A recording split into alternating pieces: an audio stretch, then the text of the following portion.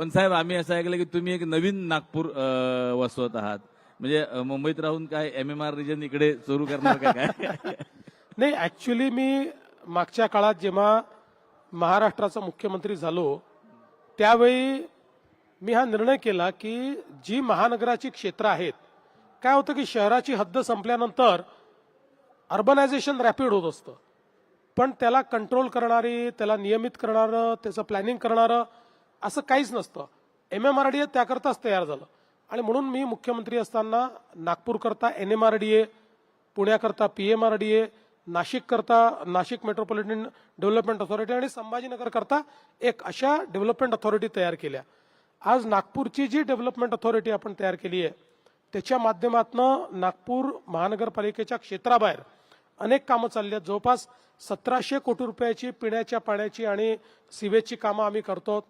पण हे सगळं करत असताना एक गोष्ट लक्षात आली की आपल्याला जर आता नवीन टेक्नॉलॉजीज अट्रॅक्ट करायच्या असतील, नवीन बिझनेसेस अट्रॅक्ट करायचे असतील, तर एक ग्रीनफील्ड अशा प्रकारची सिटी तयार करावी लागते. कारण त्याचं एक वेगळी डिमांड असते. आणि आता तर आपण जर विचार केला तर GCCचं कल्चर आलेलं आहे, ग्लोबल कॅपेबिलिटी सेंटर्स, आणि जगाचं लक्ष GCC करता भारतात. आणि भारतामध्येही आज जवळपास आलेले GCC मध्ये 50% जवळपास GCC हे महाराष्ट्रात येत आहेत. त्यामुळे GCCचं सेंटर हे होतं आणि एक एक GCC हा रोजगार निर्माण करतो, व्हॅल्यू तयार करतो.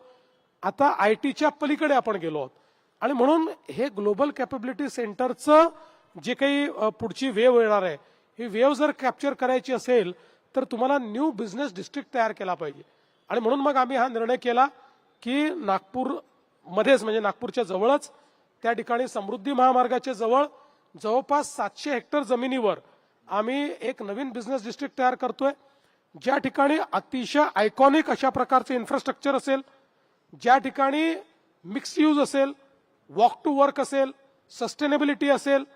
आणि आमचा अंदाज असा आहे की ज्यावेळी हे न्यू नागपूर आम्ही तयार करू आणि या न्यू नागपूरमध्ये ज्यावेळी आमच्या अपेक्षेप्रमाणे त्याला रिस्पॉन्स मिळेल, तो मिळतोय. कारण आतापासून लोकांनी इन्क्वायरी करणं चालू केलं आहे, काही देशातले मोठे डेव्हलपर्स हे आमच्याशी संपर्क करतायत. तर आमचा अंदाज असा आहे की या न्यू नागपूरमध्ये 5 लाख लोकांकरता रोजगार आम्ही तयार करू शकू. त्यामुळे एक प्रकारे नागपूरचं नवं रोजगाराचं मॅग्नेट हे न्यू नागपूर असेल.